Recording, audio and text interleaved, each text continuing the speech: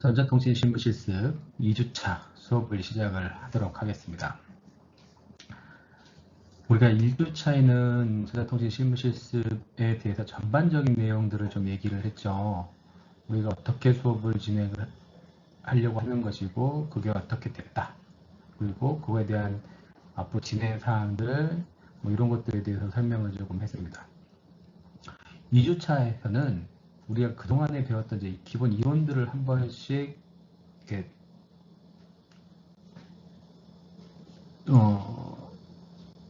살펴보는 그런 시간을 갖도록 할 계획입니다. 2주차, 3주차 원래 계획은 한 2주차 정도에 될 것 같긴 했는데 보다 보면 일단 한 3주차까지도 갈 수 있을 것 같아요. 그래서 전반적인 내용들을 조금 얘기를 하고 그 다음에 실질적으로 우리가 이제 납땜 한다고 했죠. 회로를 구성하고 만든다고 했었으니까 그것들을 어떻게 만들어질 것인지 그 부분에 대한 내용들을 진행을 하도록 하겠습니다. 자, 그러면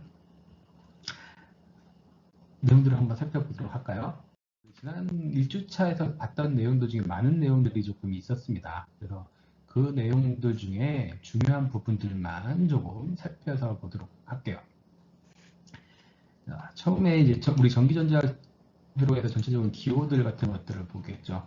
이렇게 도선이라고 하는 것들은 선이 하나 이렇게 지나가는 것을 얘기를 합니다. 이걸 도선이라고 얘기를 해요. 자, 그 다음에 도선의 교차.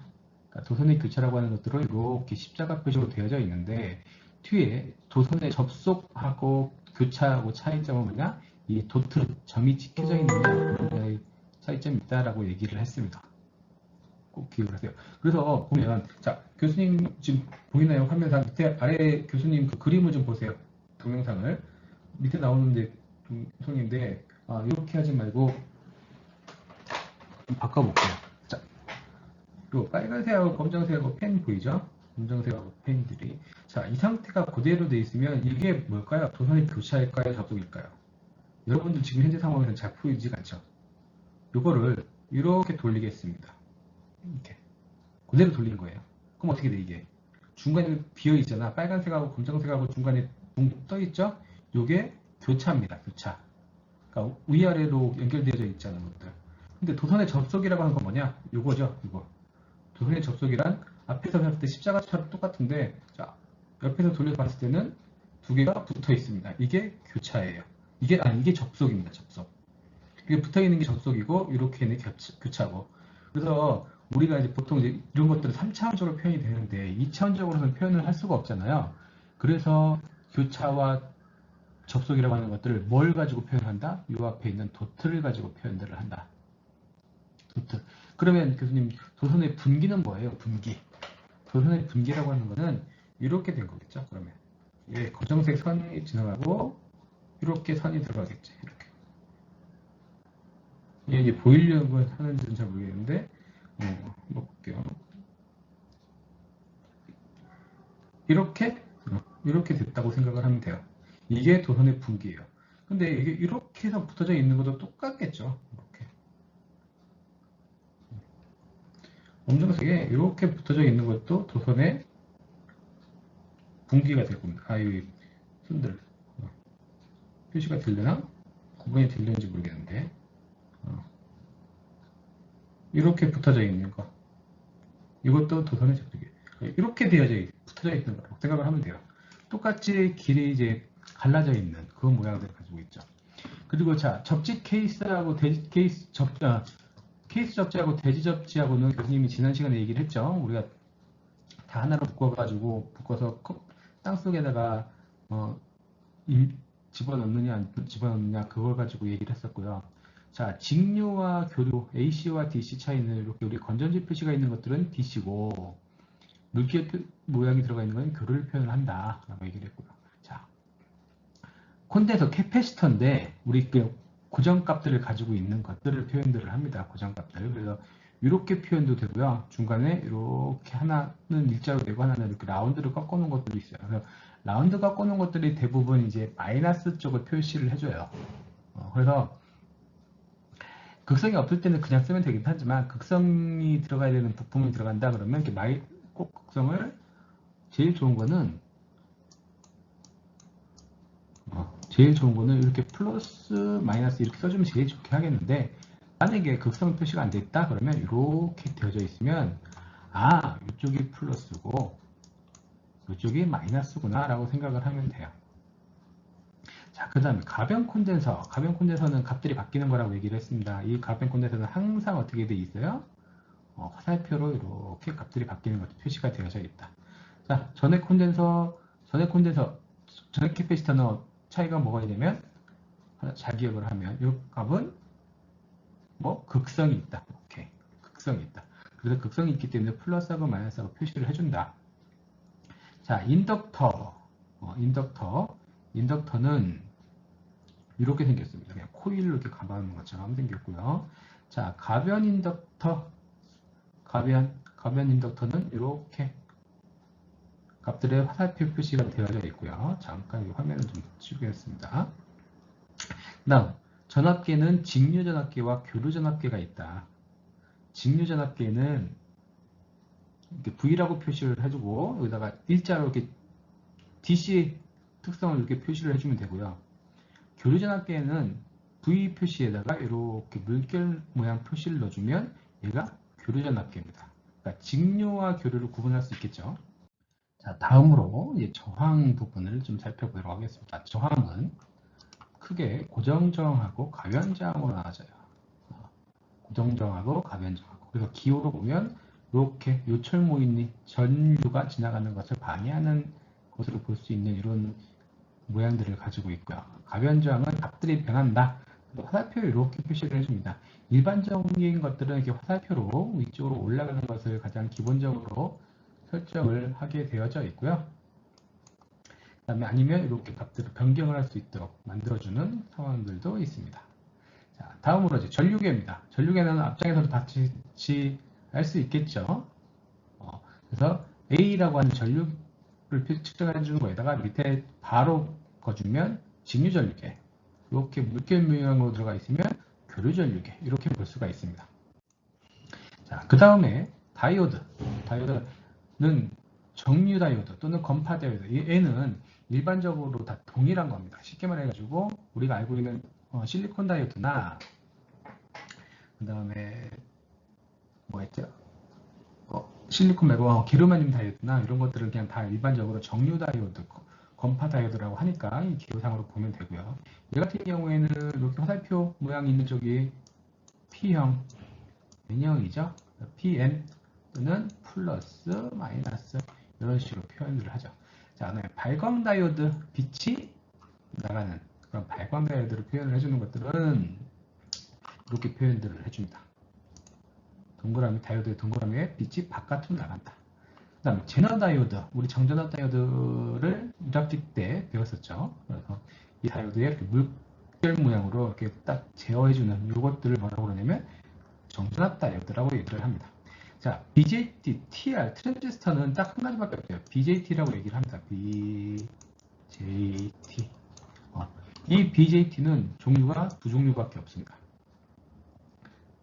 NPN형과 PNP형. NPN형과 PNP형 딱 두 가지밖에 없어요. 그래서 어떤 것들이 NPN이냐 PNP형이냐. 자, PN이라고 하면 거기 화살표 잘 보세요. 화살표가 달려져 있는 쪽이 P형이죠. 나머지 쪽이 N형입니다. 자, 그러면 BJT에서는 다리가 3개입니다. 다리가 어떻게 있냐면 2m, 베이스, 콜렉터 이렇게 다리가 3가지를 가지고 있어요. 그럼 어느 쪽이 2m고 어느 쪽이 베이스고 어느 쪽이 컬렉터냐 이것들을 보여를 해줘야 되는데 잘 보면 자, 요게 이제 BJT 기호예요. 여기 앞에 이제 NPN형이라고 나왔는데 자, 지금 여기 화살표 달려져 있는 거 있죠? 화살표 달려져 있는 거 화살표 달려져 있는 다리가 2m입니다. 무조건이요. 화살표 달려져 있는 데가 2m예요. 화살표 달려져 있는 데가 2m. 그리고 이렇게 다 모여져, 애들이 다 모여져 있는 것을 베이스라고 얘기를 하고, 나머지 하나는 그러면, 걔를 뭐라고 하냐면, 남은 이름, 컬렉터라고 붙여놓습니다. 자, 그렇게 됐어요. 컬렉터. 그러면 아까, 우리 화살표 방향이 지금 보면 화살표가 이런 식으로 되어져 있죠. 이쪽 방향으로. 그러면, 여기에 설명을 해준 것처럼, 어느 쪽이 P형이고 어느 쪽이 N형일까요? 요 살펴 달리니까 이쪽이 P형이고 N형입니다. 그럼 나머지 하나는 다리는 어떤 걸까요? 아까 교수님 설명할 때 뭐라고 했어요? BJT는 딱 두 종류밖에 없다고 했어요. BJT는 두 종류. 하나는 MPN형, 두 번째는 PMP형. 근데 얘는 PN이야, PN. 그러면 다리는 하나는 뭐가 있을까요? 여기는 없는 것들이 뭐가 있어? N형이겠죠. 그래서 NPN형이라고 해요. 이 화살표가 바깥으로 나와 있는 거예요. NPN형. 자, PMP형 설명하겠습니다. PMP형도 보면 화살표 다리가 달려져 있는 쪽이 뭐라고 했어요? 2m. 모이는 쪽이 베이스. 나머지 하나 다리가 컬렉터라고 얘기를 했습니다. 그러면 모양을 볼게요. 자, 2m하고 베이스하고 어느 쪽이 P형이고 어느 쪽이 N형일까요? 화살표 모양으로 보면 2m 쪽이 P형입니다. 그리고 베이스 쪽으로 가는 게 N형입니다. 그럼 다리 하나 남은 거 뭘까요? 여기 P형이에요. 이래서 PNP형이다 라고 얘기를 해요. 그래서 PNP형이냐 MPN형이냐 이 기호들은 잘 기억을 해 두었으면 좋겠습니다. 꼭 기억들 하도록 하고요. 자, 그러면 우리 저항에 대해서 한번 살펴보도록 하겠습니다. 저항은 앞에서 뭐라고 그랬어요? 두 가지밖에 없다고 그랬어요. 하나는 고정저항, 하나는 두 번째는 가변저항. 고정저항하고 가변저항에 대해 살펴보도록 하겠습니다. 일단 가변저항부터 볼게요. 설명하기 쉬우니까. 가변저항은 뭐냐? 값을 변경할 수 있는 저항을 가변저항이라고 얘기를 합니다. 가변저항도 종류가 두 가지입니다. 하나는 가변저항 볼륨이라고 해서 값들을 처음부터 다 바꿀 수 있는 것들이에요. 뭐가 있느냐? 우리 가장 많이 사용하는 거, 소리 조절하는 거, 음량 조절하는 거. 우리 자동차라든지 오디오라든지 뭐에 다 바꿀 때 사용되는 것들이에요. 그래서 요겁니다. 요 레버가 돌리면 저항값들이 바뀌면서 스피커의 볼륨들이 좀 크게 바뀌는 것들을 얘기를 하고요. 반고정 저항은 거의 가변할 필요가 없는데 내가 어떤 한 장비를 만들었어요. 어떤 한 장비를 만들었는데 이 장비에 들어가는 저항들이 한 121옴짜리야. 121옴을 달았을 때가 가장 좋게 걸려. 그러면 어떻게 해야 돼요?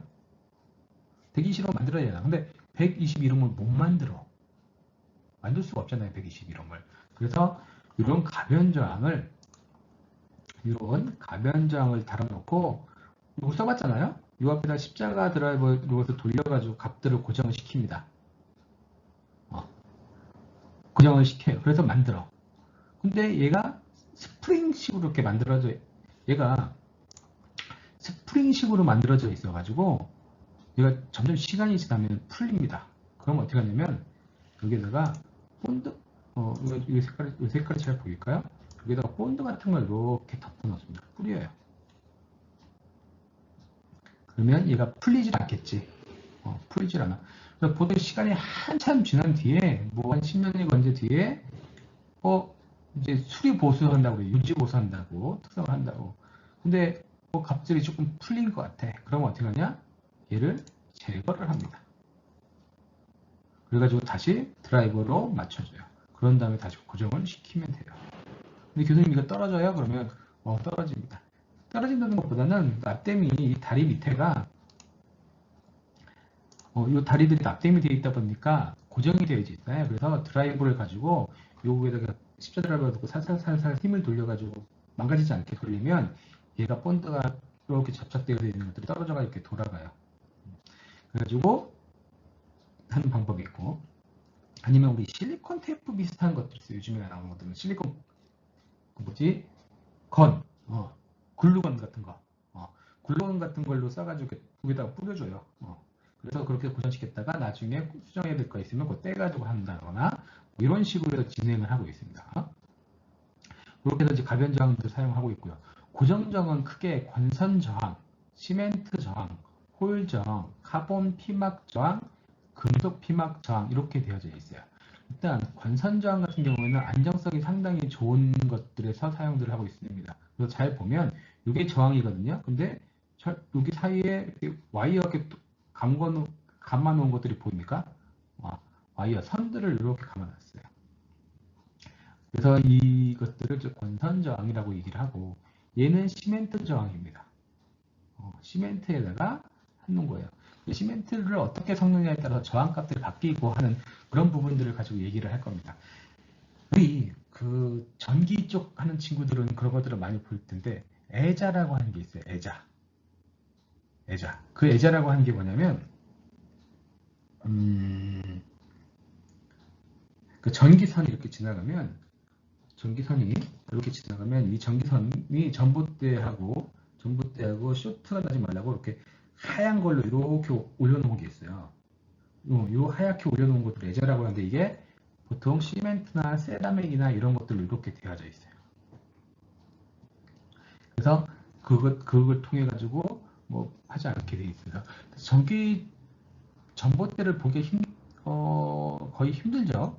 근데 우리 학교에는 다행히도 정문으로 들어오다 보면 그 전봇대들이 있어요, 길가에. 그래서 그런들 이렇게 한번 쳐다봤어요. 그냥 땅만 계속 쳐다보지 말고 위로 전기줄로 이렇게 지나가다 보면 하얀색으로 이렇게 예제라고 하는 것들이 붙어져 있습니다. 그 다음에 이제 홀전 같은 경우는 구멍을 뚫어놓은 거예요, 구멍을 뚫어놔서 이 구멍 크기에 따라 가지고 저항값들이 변경이 되는 그런 것들을 가지고 얘기를 하고 있고요. 자, 카본 피막 저항하고 금속 피막 저항들은 여러분들이 많이 봤습니다. 이게 카본 피막 저항이고요. 이게 금속 피막 저항입니다. 그럼 서로 구분을 어떻게 해요? 구분이 봐죠. 여기는 이제 노란색으로 바탕이 살색? 이게 무슨 색깔이라고 얘기를 해요? 살색이라고 하기도 그렇고, 여기 이제 아이보리색 같은 그런 색깔이고요. 그리고 얘는 좀 색깔이 좀 틀리죠. 그래서 보면 이놈이 카본 피막, 이놈이 금속 피막입니다. 여러분들 실습이나 이런 거 많이 하는 것들이 이런 것들이야. 카본 피막죠. 가격이 좀 쌉니다. 많이 싸죠. 하나에 뭐 10원? 그렇게 될 겁니다. 대량으로 구입을 할 때. 근데 이제 금속 피막 같은 경우에는 이렇게 생겼습니다. 이 금속 피막 저항들이 여러분들이 사용을 하면서 좀 차이가 좀 있긴 하겠지만, 혹시 오디오 같은 거 만드는 취미 가지고 있는 친구들이 있어요? 오디오? 앰프 같은 거? 교수님 회사 다닐 때, 나보다 한 10년 선배 정도가 있었는데, 그분은 취미가 앰프 만드는 겁니다. 오디오. 그래서 PCB를 본인이 만들었어요. PCB를 만들어서 부품들을 삽니다. 그렇게 납땜을 해서 조립을 해서 만들어요. 그래가지고 뭐 필요한 친구들한테 주기도 하고 팔기도 하고. 근데 그게 성능이 되게 좋아요. 왜냐면 부품이 들어가는 것들이 조금 저항 성분이 조금 낮은 것들, 성능이 좋은 것들을 집어넣어요. 근데 그것들을 실질적으로 제품을 만들어서 팔려고 하면 가격이 상당히 비싸요. 그래서 우리 다이라고 그러지, 다이. do yourself 해가지고 yourself 해서 본인이 만드는 그런 것들을 해가지고 많이 만들 때 이런 것들을 갖다 사용들을 합니다. 좀 비싼 가격들을 가지고는 있긴 하죠. 자, 그 다음에 그렇게 되면 저항이 있으면 이 저항 값들을 읽어야 돼요. 이 저항 값들은 교수님하고 여러분들하고 수업을 하도 많이 해가지고 많이 알 겁니다. 매번 시험들 많이도 내기도 했고, 그래서 여러분들이 다 잘 알고 있을 거라고 생각을 하는데, 자, 저항 코드는 보통 4가지 색깔로 구성이 되어져 있어요. 1번, 2번, 3번, 4번 이렇게. 그래서 1번, 2번은 숫자 값들을 읽히는 거죠. 자기의 값들을 읽기를 하고, 세 번째 것들은 10의 몇 승이냐 승수를 얘기를 하고, 마지막 네 번째 것들은 오차를 얘기를 합니다. 그래서 교수님이 여러분들한테 매번 얘기하지만, 자, 흑갈, 적등, 노녹, 청자, 회백, 그래서 0부터 시작해서 9까지 흑, 갈, 적, 등, 노, 녹, 청, 자, 회, 백 해가지고 9개자. 이거는 여러분들 교수님이 외우라고 그랬죠. 근데 교수님 못 외우면 어떻게 해요? 그래도 어쩔 수 없어요. 나중에 우리가 자격증 시험을 보러 간다거나 중간고사, 기말고사 볼 때 이런 값들이 나오면 붙잖아, 교수님이. 책상에다가 써놓는 건 잘못돼도 시험지 위에다가 써놓는 건 괜찮다고. 시험지 위에다가 머리다 잘 안 내워지면 머리에 가지고 있어요. 그러다가 시험지 받자마자 적어. 흑갈적 등록 청자 회백. 이것만 적으면 되잖아. 금운동은 플러스 마이너스 5%, 10%, 20%다 알고 있으니까. 그래서 그 값을 하나씩 집어넣어주면 되죠. 자, 여기 한번 비교를 해볼게요. 첫 번째 색깔이 노란색입니다. 자, 노란색이 어떤 거예요? 4. 자, 두 번째 보라색이네요. 보라색이니까 얼마? 7. 4, 7. 세 번째 색이 빨간색이네요. 오케이. 세 번째 색 빨간색이니까 19, 10의 2승. 그럼 100이네요. 그리고 마지막 색이 금색입니다. 노란색 아니고. 금색이라고 칩시다. 금색이면 어떻게 돼요? 플러스 마이너스 5%네. 어떻게 돼요? 그러면 47, 02개, 470이네. 475. 얘를 어떻게 표현할 때? 4.7kΩ. 요즘이 수업 시간에 하면서 공학적 표현 방법하고 이런 것들을 이해하면서 키로, 메가, 기가 이런 것들을 많이 사용하라고 얘기를 했잖아요. 그 방법을 사용들 합니다. 그러면 허용 오차는 어떻게 되느냐? 이렇게 되겠죠. 이렇게. 4,700 곱하기 0.5 4,700 곱하기 0.5 그런 다음에 곱해주면 플러스 마이너스 얼마? 이렇게 돼요. 자, 그렇게 나왔어요. 그러면 각종 표시가 어떻게 되냐? 여기 똑같겠죠, 뭐. 자, 4,465옴에서 4,935옴 사이에 내가 요 노란색, 보라색, 빨간색, 금색이라고 하는 놈이 나왔는데 자, 4,500옴이에요. 4,500옴이면 4,500옴이면 괜찮아. 또 오차 안에 들어간 거잖아요. 오차 안에 들어갔기 때문에 상관없다라고 보면 됩니다. 그 다음으로 넘어갈게요. 자, 그 다음에 칩장을 읽는 거예요. 칩장. 그럼 칩장을 어떻게 읽을 것이냐?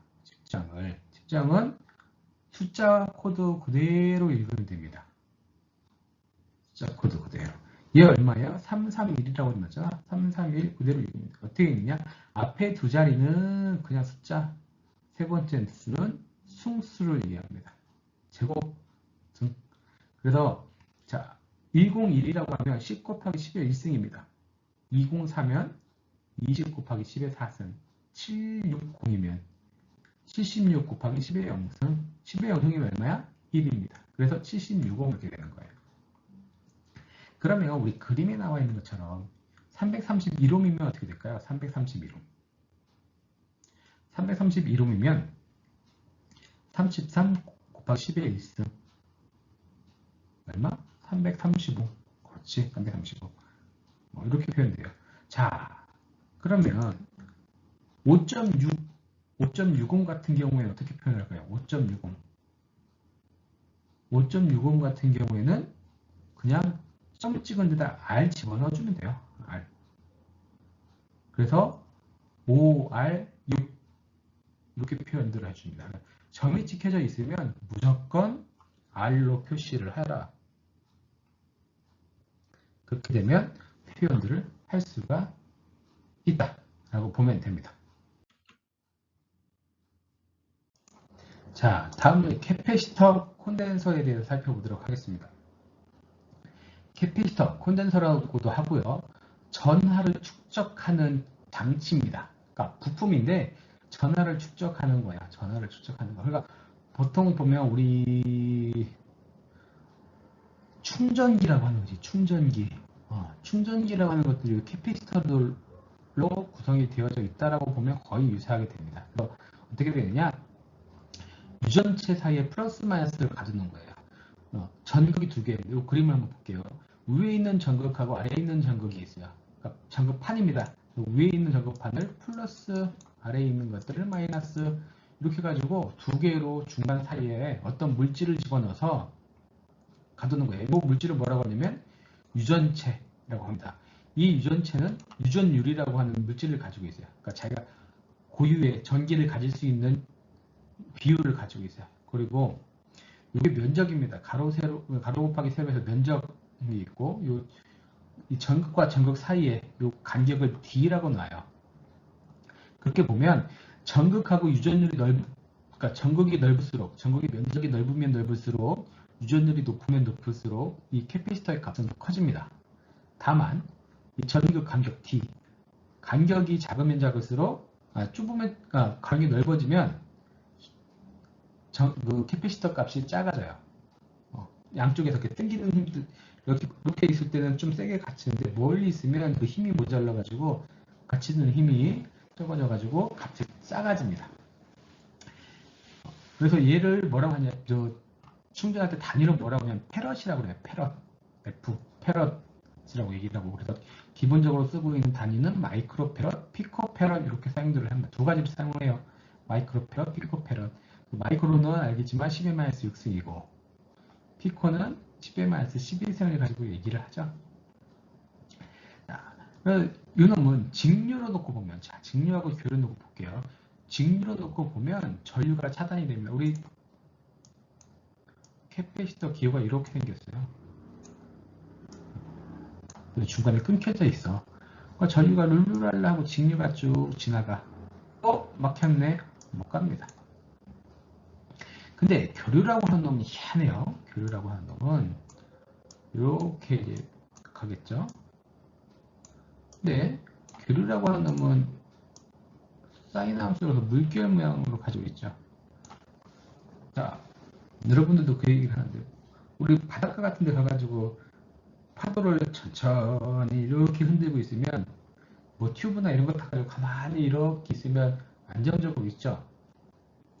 안정적으로 가만히 있어요. 근데 얘를 좀 놀리려고 그러면 어떻게 돼요?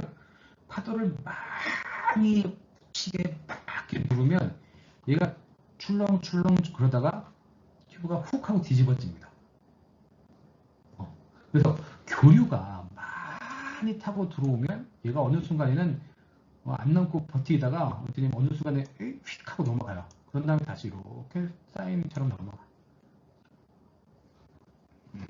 그래서 교도에서는 전류가 흘러갈 수 있게 만들어주고 직류에서는 전류를 차단하는 게 보다 캐패시터다. 캐패시터다라고 보면 돼요. 자, 캐패시터 종류에 대해서 한번 살펴보도록 하겠습니다. 캐패시터 종류는 전해 캐패시터하고 세라믹 캐패시터, 그 다음에 MLCC라고 하는 거하고 탄탈 캐패시터라고 하는 놈들이 크게 있어요. 자, 일단 전해 캐패시터부터 살펴보도록 하겠습니다. 전해 캐패시터는 이렇게 생겼습니다. 한 놈은 다리가 길고 하나는 다리가 짧아요. 그래서 다리가 긴 놈을 플러스, 다리가 짧은 놈을 마이너스라고 얘기를 합니다. 그런데 다행스럽게도 요거 짧은 놈이 요거 몸통에 보면 이렇게 하얀색 띠가 둘러져 있어요. 요게 마이너스 쪽입니다. 자, 이놈이 다리가 뚝 동일한 길이로 있으면 플러스 마이너스 못 찾으니까 그런데 다행스럽게도 마이너스 쪽에 띠가 있으니까 이것들을 값을 찾아보면 되고요. 또 하나가 얘는 몸통에 값들이 적혀져 있습니다. 얘는 지금 사진이 빛이 반사되어져 있는 것들이 잘 안 보이겠지만 여기 자세히 보면 220 마이크로 페럿이라고 써져 있습니다. 그래서 몸체의 용량하고 전격 전압 여기 보면 16V라고 써져 있거든. 16V에 220 마이크로 페럿까지 견딜 수 있다라고 얘기를 해요.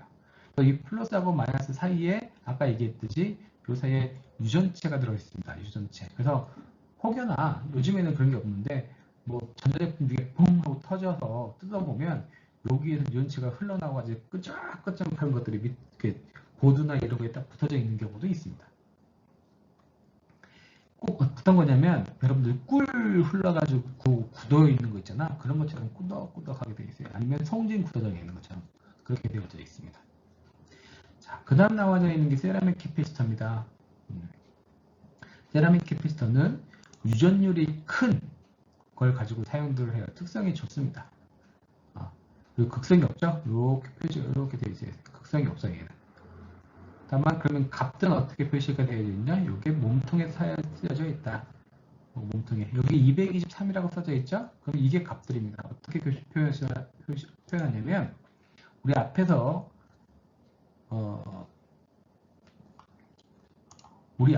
앞에서 얘기했던 칩 저항값 있는 거하고 똑같아요. 자, 22 223이니까 곱하기 10에 3승 이렇게 해요. 요 뒤에 기본 단위가 있어요. 얼마냐? 기본 단위가 피코페럿입니다. 그래서 22,000 피코페럿 이렇게 해도 되고요. 또는 22 나노페럿이라고 해도 되고 0.022 마이크로페럿이라고 얘기를 해도 돼요. 근데 많이 사용하는 것들이 0.2 마이크로페럿하고 피코페럿이라고 하는 단위를 많이 사용합니다. 나노라고 하는 것들은 값들을 좀 잘 안 쓰는 그런 성향이 조금 있어요. 자, 그렇게 하고 다음으로 나오는 것들이 적층형 세라믹 MLCC라고 하는 겁니다. 적층형 세라믹. 이 MLCC라고 하는 것은 멀티 레이어 세라믹 캐패시터라고 얘기를 해서 뭐 세라믹하고 전극하고 이런 것들을 이용해서 만든 것들이에요. 그래서 온도나 주파수 특성이 상당히 좋습니다. 매우 우수해요. 그리고 표면 실장이라고 해서 서페이스 마운트 방식이라고 해서 이제 납땜하면서 뒤에 가가지고 얘기를 할 건데 이 평면에다가 납땜을 할 때 사용할 수가 있습니다. 여기가 어떻게 되냐면 잘 보세요. 이게 지금 하나의 전극이에요. 단자들. 플러스 한쪽의 전극, 한쪽의 전극. 근데 요 한쪽 전극의 안에 세부 내용을 보면 이쪽에 보면 자, 첫 번째 줄, 두 번째 줄, 세 번째, 네 번째 인데 짝수줄은 왼쪽에 붙어져 있습니다. 그리고 홀수줄은 오른쪽에 붙어져 있어요. 그럼 결국 어떻게 되냐면 이렇게 손가락처럼 이렇게 핑거로 연결되어 있어요. 이렇게 핑거 연결, 이렇게 돼가지고 안 붙어 있게 이렇게 어떻게 보여줘야 잘 보여줍니다. 이렇게 사이사이에 꼽혀져 있습니다. 그래서 이 사이사이 손가락 사이에 있는 그 값들로 이 값들을 표시를 해줄 수 있죠. 이 MLCC 같은 경우에 상당히 많이 사용들을 해요. 여러분 핸드폰, 컴퓨터, 전자제품에 다 들어간다고 생각하면 됩니다. 근데 얘가 세라믹이다 보니까 뭐야 세라믹이 더 잘이잖아. 잘 깨져요. 외부에서 충격을 조금만 해주면 이 중간에 깨져가지고 특성이 잘 안 나온다거나 하는 경우가 있습니다. 얘네들은 일본 애들이 잘 만들어요. 부품 자체가 일본 애들이 잘 만들어요. 그래서 교수님이 회사에 있다거나 아니면 대학원, 석박사 대학원 되거나 할 때 사용하는 것들은 일본 걸 갖다 사용을 했습니다. 일단은 특성이 잘 나와야 되니까. 그럼 국내에서 안 만드느냐? 국내에서도 만듭니다. 삼성전기, LG이노텍 이런 데서 만들어요. 근데 상대적으로 성능이 일본 거보다는 조금 떨어집니다. 그래서 교수님은 대부분 이제 일본 거를 갖다 사용을 하고 처음에 이제 개발품 할 때는 일본 거를 하고 양산이라고 해가지고 갈 때는 국산 거를 사용을 합니다. 삼성전기나 LG이노텍 거를 사용을 하는데 일단 갖다 놓고 성능이 한번 해놓고 그러니까 제대로 성능이 나오는 놈을 하나를 가지고 있어야지. 하나를 제대로 갖다 놓고 그 다음에 이제 한국 국산 제품으로 국산을 하여라 그러면 이제 그거 가지고 바꿔가지고 사용을 하는데 가격이 얼마 차이 안 나는 상황에서 그리고 또 나중에 불량률이나 이런 것들을 검토를 해본다고 생각을 한다면 이거는 그래도 일본 것들을 많이 사용을 했었던 것 같아요.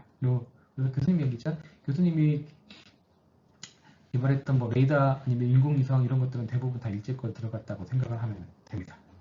많이들 그래도 국산을 하려고 노력들을 하고 있긴 하지만 그 다음 들어가는 것들이 탄탈 캐패시터입니다. 이 탄탈 캐패시터라고 하는 놈은 전액 캐패시터보다 좀 더 특성이 좋게 만든 거라고 생각을 하면 돼요. 그래서 얘도 다리가 한쪽이 긴 놈이 플러스 짧은 놈이 마이너스 이렇게 표시가 되어져 있어요. 긴 놈이 플러스 짧은 놈이 마이너스. 또는 잠깐 지워버릴게요. 또는 납땜할 수 있도록 이렇게 표시가 되어져 있는 것들도 있어요. 그래서 얘는 그럼 극성이 어떻게 되냐? 이 하얀색 이렇게 마커 있지? 이렇게 마커 있는 쪽이 어디야? 플러스입니다. 없는 쪽이 그 반대편이 마이너스가 될 거예요. 그렇게 해서 구성이 되어져 있고 그러면 교수님 얘네들은 값들은 어떻게 표현을 해요? 그 값들은 여기 있는 숫자 447, 257라고 적혀져 있는 값들을 읽어야 됩니다. 그렇지 않으면 그 값들을 찾을 수가 없어요. 근데 이 적층형 세라믹은 값들이 표시가 안 되잖아. 그래서 얘는 이렇게 들고 다니다가 한번 싹 하고 엎었다 그러면 값들을 못 찾아야 다 버려야 돼. 특히나 좀 조심해야 되는 상황들입니다. 마지막으로 있는 것들이 마일러 캐패시터라고 하는 건데요. 마일러 캐패시터. 얘도 똑같은데 그냥 일반적으로 저렴하게 돼 있어서 사용하는 것들이고요. 얘도 숫자 똑같습니다. 473이라고 써져 있죠. 473J라고 써져 있는데 J는 오차를 말하는 거고 473은 값을 찾을 때 사용하는 겁니다. 47 곱하기 10의 3승 뭐 이런 식으로 찾는 것들이에요. 값들인 거 보는 거 어떻게?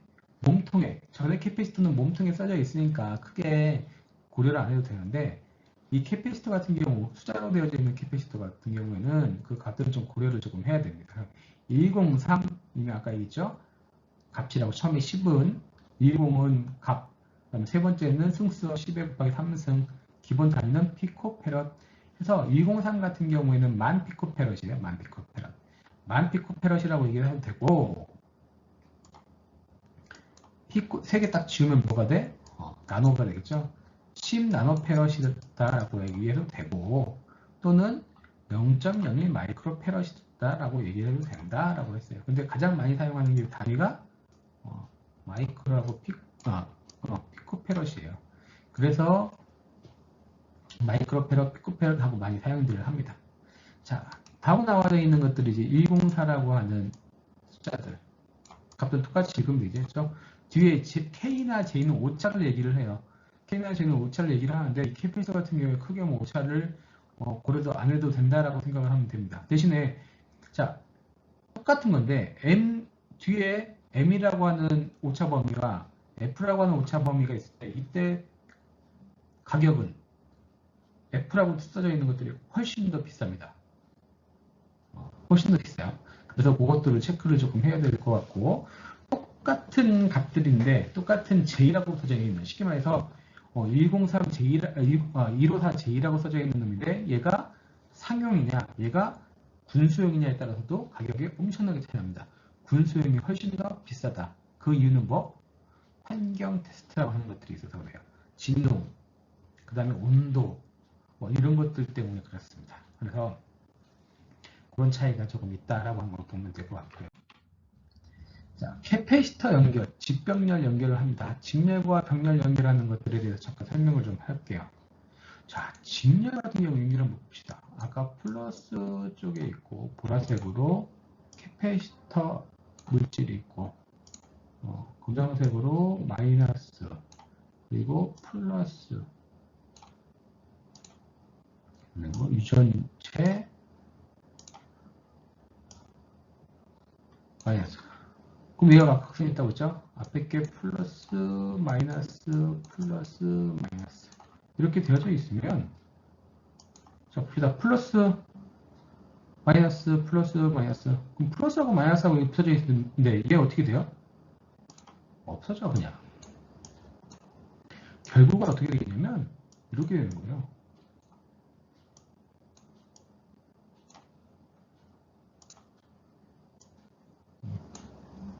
이 두 전극 사이의 간격을 뭐라고 그랬어요? D. 이 앞에 있는 것은 면적. 면적은 위에 그림하고 아래 그림하고 변화가 있을까요? 없을까요? 면적은 차이가 없어요. 다만 뭐가 차이가 났어? D라고 하는 거. 간격이 차이가 나세요. 그러면 간격이 멀어지면 멀어질수록 어떻게 했다고 써요? 값들이 작아진다라고 얘기를 했잖아. 그래서 직렬로 연결할 때는 캐패시터를 직렬로 연결할 때는 값들이 작아집니다. 그래서 이거 우리 예전에 저항 직병렬 연결할 때 그 얘기를 했었어요. 저항을 병렬로 연결해주면 값들이 점점 작아진다. 저항 병렬 연결하는 거하고 똑같죠. 그렇게 보면 되고요. 분모로 만들어가지고 계산하는 거. 자, 병렬로 만들어지는 것들은 어떻게 되냐. 자, 병렬 같이 붙이는 것들이니까 한번 4개만 붙여봅시다. 그리고 이 사이에 뭐가 있어요? 캐패시터가 있겠다. 유전율이 들어가 있는 게 있겠지. 자, 그 다음에 마이너스가 되어져 있는 것들이 붙을 겁니다. 그리기 귀찮으니까. 그래서 이 플러스 밑에는 마이너스 이게 병렬이잖아. 그러면 어떻게 돼? 면적은 늘어났죠. 면적은 늘어났어요.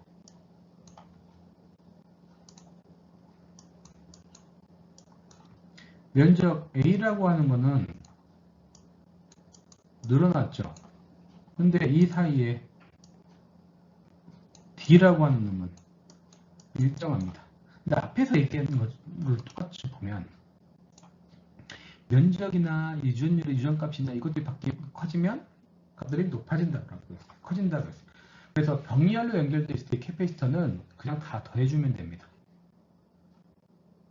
다 더해주면 돼요. 그래서 직렬 연결하고 병렬 연결할 때 서로 저항 계산하는 거하고 반대다.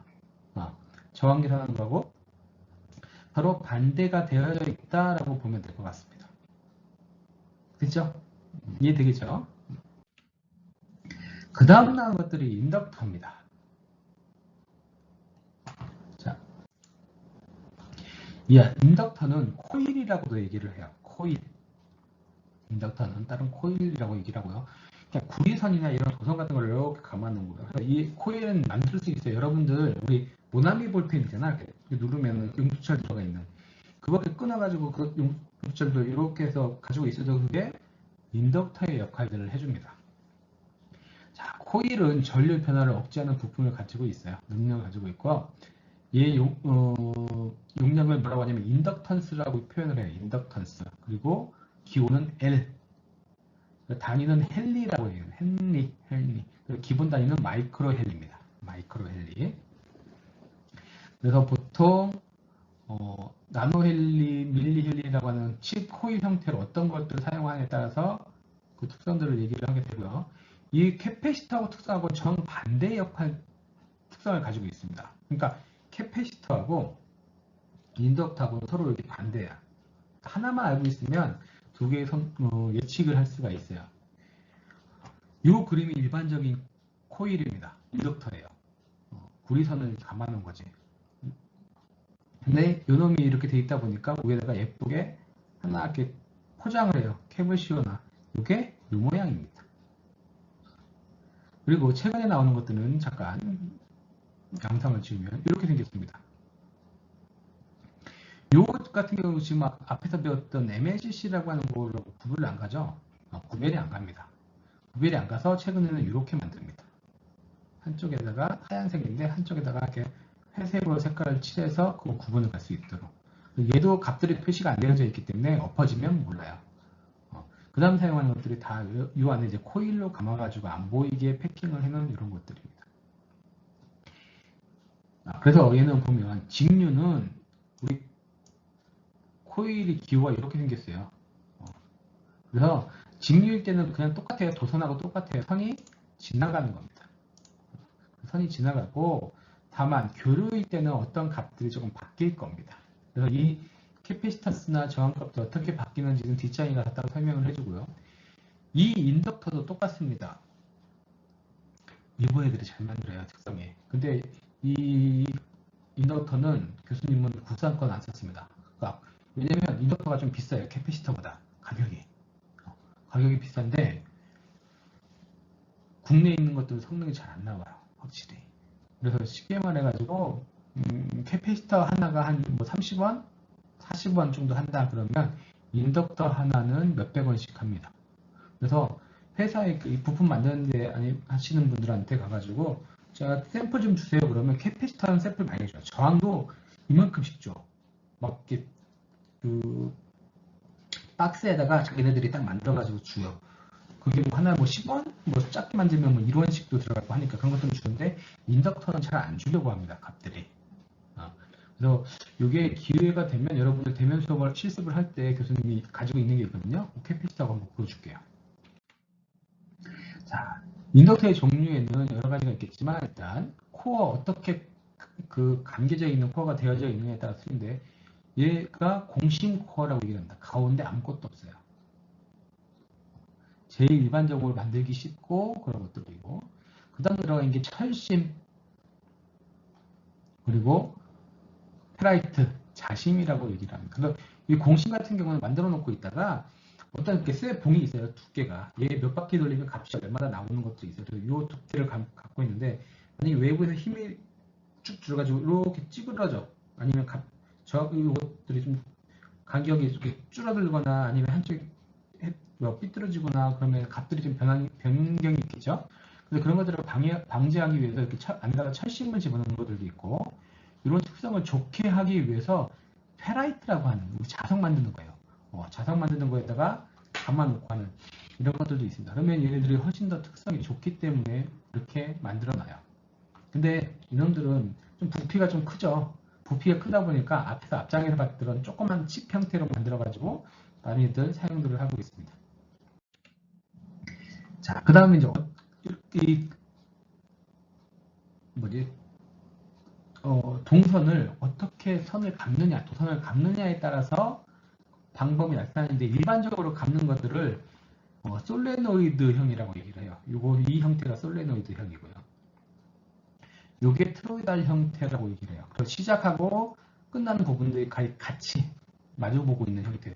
원형 형태에다가 많이들 감아놓고 있는 것들이 많이 있습니다.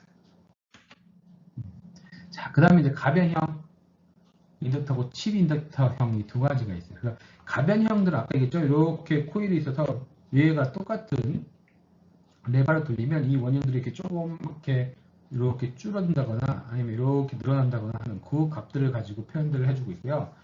자, 칩 인덕터는 이만했습니다. 이 칩 인덕터가 요 가로 길이가 있잖아요. 이게 1.6 mm, 세로 0.8 mm. 일반적인 게 1608 사이즈라고 얘기를 해요.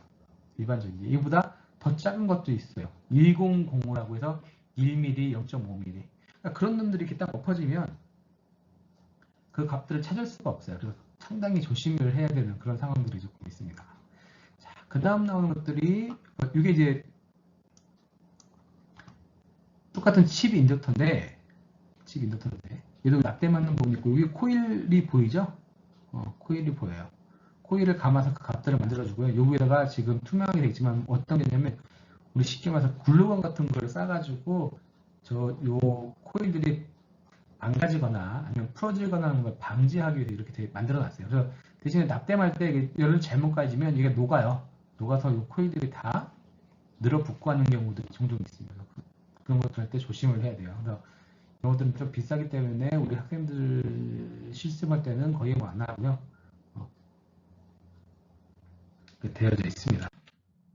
자, 인덕터의 직병렬 연결은 우리 저항하고 똑같습니다. 저항 연결하는 거하고 똑같다라고 보면은 가장 좋아요. 가장 좋아요.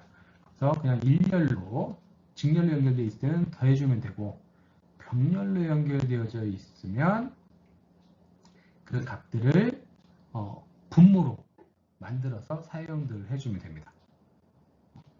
아까 얘기했지만 저항 계산하는 거고 인덕터는 똑같이 하면 되고 캐패시터는 저항 계산하는 거고 반대로 해주면 돼요. 그래서 서로 특성이 서로 반대다라고 하는 거를 기억을 해주면 될 것 같습니다.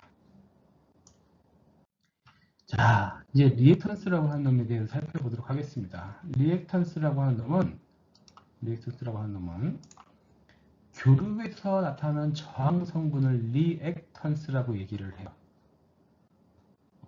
교류에서만 나타나는 거예요. 교류에서만. 그래서 이 캐패시터하고 인덕터가 교류에서 나타나는 저항 성분인데 캐패시터에서 발생하고 있는 리액턴스를 뭐라고 하냐면 용량성 리액턴스라고 얘기를 합니다.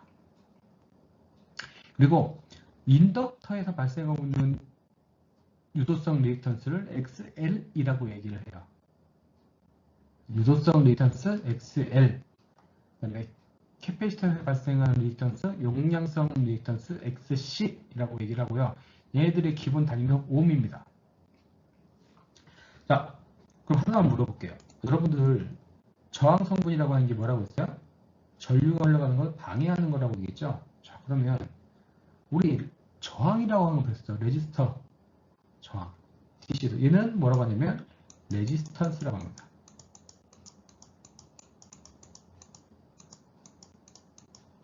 어떤 놈이 발생을 시켜? 저항이라고 하는 R이 발생을 해요. 얘는 어디에서 발생을 해? DC에서 발생을 합니다. 그러면 이 리액턴스라고 하는 놈은 뭐에서 발생을 해요? 캐패시터, 인덕터가 있을 때 발생하는 겁니다. 얘는 AC예요. 교류에서 발생을 합니다. 그러면 레지스턴스하고 리액턴스라고 하는 놈을 두 개를 더해. 그럼 얘가 어떻게 돼? 뭐가 되냐면 임피던스라고 하는 놈을 발생을 합니다. 임피던스는 뭘까요? 똑같아요. 그냥 저항 성분이에요. 저항 성분. 전류가 흘러가는 걸 방해하는 저항 성분. 근데 얘는 어떤 걸 얘기하냐면 DC에 있는 놈하고 AC에 있는 놈을 모두 다 통합해서 얘기를 합니다. 그러니까 임피던스라고 하는 놈이 제일 큰 놈이에요. 임피던스라고 하는 놈. 엄청나게 큰 놈이죠. 자, 캐패시터에서 발생하고 있는 리액턴스, 용량성 리액턴스 값을 어떻게 계산하냐? 이렇게 계산합니다. XC는 2파이 FC분의 1이라고 얘기를 해요. 자, 우리 교류로일 때 한번 생각을 해볼게요. 교류는 주파수가 제로입니다. 교류 주파수 제로죠? 주파수가 제로니까 XC는 2파이 FC분의 1, F는 제로가 2파이 곱하기 0 곱하기 C 암만 값들이 어떻게 해도 상관없다. 그러면 0분의 1이죠? 0을 곱해주니까. 자, 0분의 1이야. 그러면 값들은 무한대가 됩니다. 무한대가 돼요.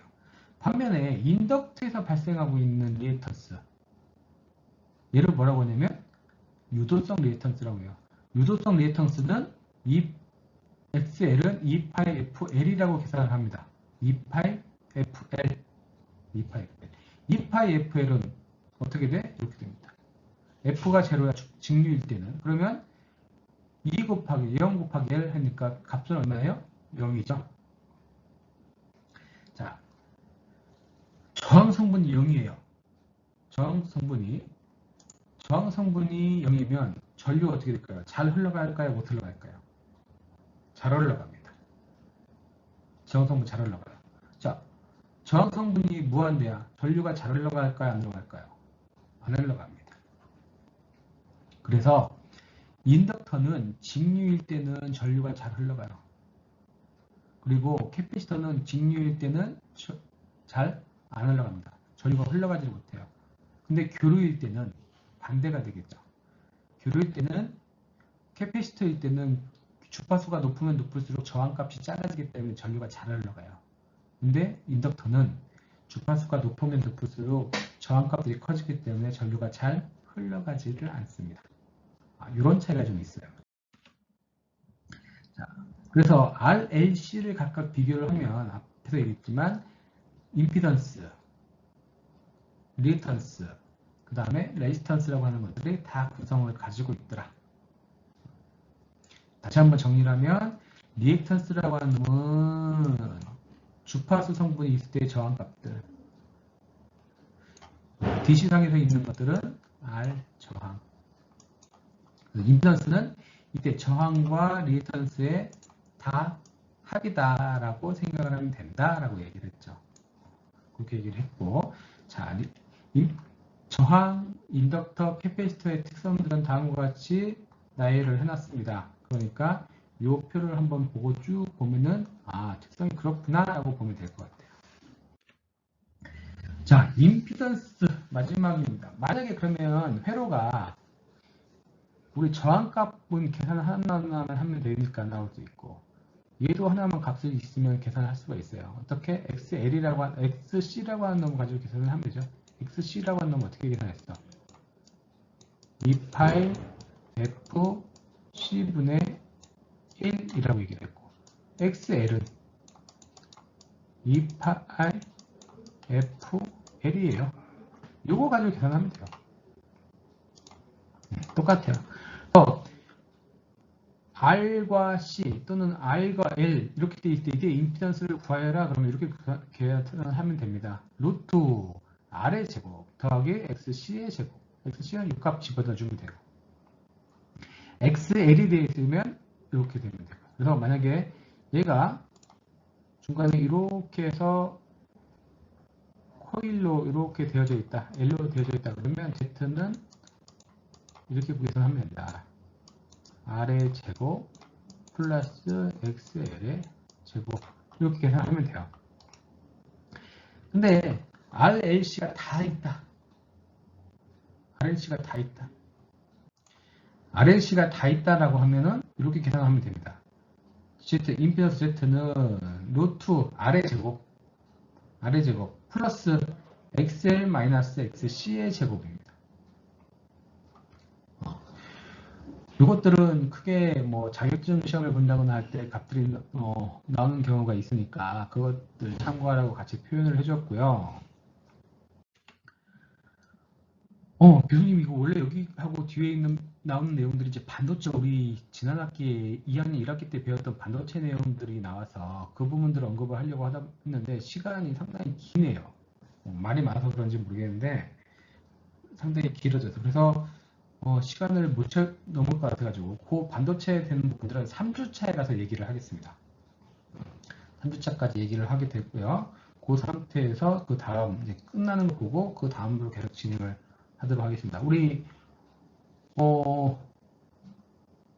이 코로나 때문에 지금 지난 학기 내내 이번 학기도 1주차, 2주차 내내 이렇게 되고 있긴 한데 조금 아쉽긴 하지만 끝까지 잘 버텨서 우리 제대로 대면 수업을 하는데 같이 진행할 수 있도록 합시다. 됐죠? 자, 오케이.